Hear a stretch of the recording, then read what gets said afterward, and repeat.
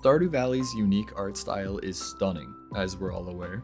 But have you ever wanted more out of what's already in-game? Well, you aren't alone, because I found myself in the same spot. And boy oh boy do I have some really cool mods to show you today. I love the game as it is, and I didn't want any mods that would drastically change the way that it currently looks or plays, but I wanted to add more life to the valley.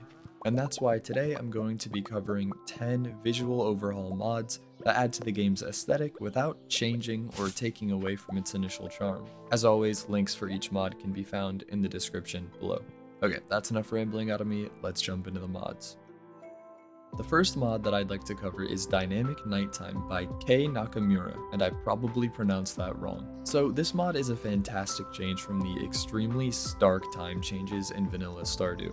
So as you can see from these clips, without it, it's a bit of a jarring cut from day to evening to night, and this mod makes all of that so much more fluid. It also changes the daylight cycle depending on the time of year in game. So for example, winter will have longer nights and shorter days, and vice versa for summer. What's even more awesome is that this mod can be configured to match your latitude for an even more immersive daylight cycle experience. With the way that this mod influences the lighting, it really does add so much more beauty to things like sunrises and sunsets. Overall, it's truly a beautiful mod, and it doesn't alter much about the base game, so I highly recommend it. And next up, we'll be looking at Dynamic Reflections by Peaceful End. While this is a pretty small change, it adds to the realism and immersion of Stardew Valley by adding simple reflections to the world around you. There's even reflections of the night sky that show up in any body of water. You can adjust the way that the mod works, like making your reflection wavy or changing the color or the offset. The bottom line though is that this mod is super customizable and it's a fantastic little addition. As a side note though, like most mods, this one is client side only, meaning that if you're playing with a friend, you unfortunately won't see their puddles. But to me personally, that's really not a big deal. Other than that, I think this is a really great mod and I cannot recommend it enough. Have you ever looked at your pigs and been utterly shocked at how, unappealing they are? Well, me too. Thankfully, there's a solution. This is Elle's New Barn Animals by, you guessed it, Elle. So this mod alters the look of all possible barn animals, making them so much cuter. But just wait, if you thought these were already adorable, wait till you see the huge variety of animal patterns and colors that are also included in this mod. Each animal has their own set of options to choose from, and that's one of the reasons that I absolutely love this mod, because I'm a huge fan of customization.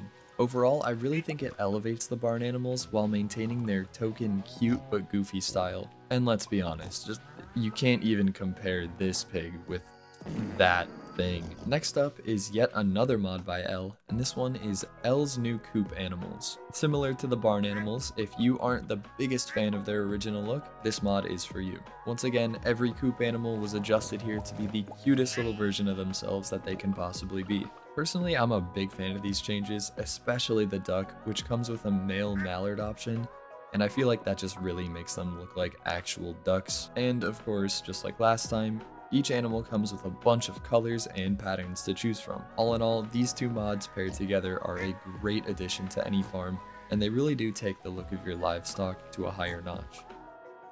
If you've seen practically any of my videos at this point, you've probably noticed the abundance of sea creatures in the water.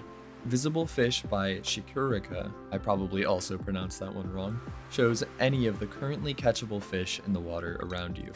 So, yep, it's not just a visual enhancement, it's also accurate to the location, time of day, and weather, which is both extremely useful and visually pleasing. This mod is also compatible with other major popular mods like Stardew Valley Expanded, More New Fish, and Ridgeside Village, all of which add new fish to the base game. Overall, it's a really well made one, and it adds so much life to the normally barren waters of the valley, so for me, it's one that I just cannot go without.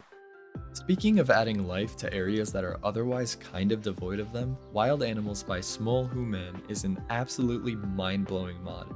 This mod adds a ridiculous amount of wild animals to the game. The animals that can show up are not only dependent on the time, weather, and season, they are also dependent on location.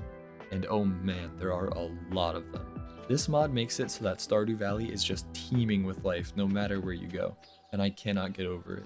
On top of that, the sprites are all really well made and they don't stray from Stardew Valley's art style too much. Because this is just a visual mod, you can't interact with them, but they really do make the whole game feel so alive, and it's just a fantastic mod. If you like animals, this mod is a must-have. So if you've ever planted a gigantic field of pumpkin, cauliflower, or melons, you've probably at some point encountered these giant crops, and they're pretty amazing. Which is exactly why 6480 made the Giant Crops mod, which allows you to install the giant version of basically any crop you want. This one is a little more than just a visual overhaul, as it does actually give you a slight advantage in gameplay change, but let's be honest, giant crops are already uncommon, and it's pretty awesome to have the ability to grow them with any crop, so I figured I'd include them in this showcase anyways. Because, come on, just look at these, they're so cool. Up next is Anime Portraits by Oho Davy, and this one is a little visual overhaul for the villagers of Pelican Town that we all know and love. So while this might not be true for everyone, I personally find the standard portraits of the characters to be a little bland.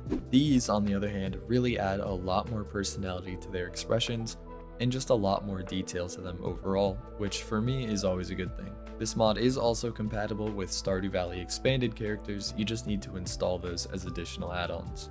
If you're like me and find the portraits to be in need of a little upgrade, I highly recommend this mod.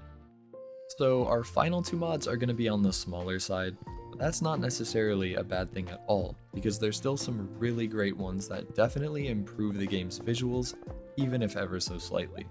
Random Lost Book by Aaron S. is a mod that randomizes the different lost books you can find for the museum. There are over 20 different icons, making the experience for each one you pull up a little more unique, as opposed to just always discovering the same handful of 3 or 4. This mod can be configured to be randomized, or if you like one more than the others, you can always set it to be the only book you pull up. So while it is a small change, it definitely helps to improve the experience overall. And finally, the 10th and last mod in this showcase is the Seasonal Special Order Board by Imon111. Throughout the entirety of the game, the Special Orders board tends to not change whatsoever, regardless of the time, weather, or season. So this mod decided to change that by adding retextures for each of those so that the board can be more thematic. Again, this is a really simple one, but it really does add a nice touch to the town. And with all of that, that'll wrap up the 10 visual overhaul mods that I can wholeheartedly recommend. I hope you liked what you saw, and if any of these mods caught your eye, be sure to show some love to the amazing creators who work so hard to bring these to everyone for free. If there's any that you know of that I might have missed out on, let me know in the comments. Thanks so much for sticking around until the end, and I'll catch you in the next one. See ya.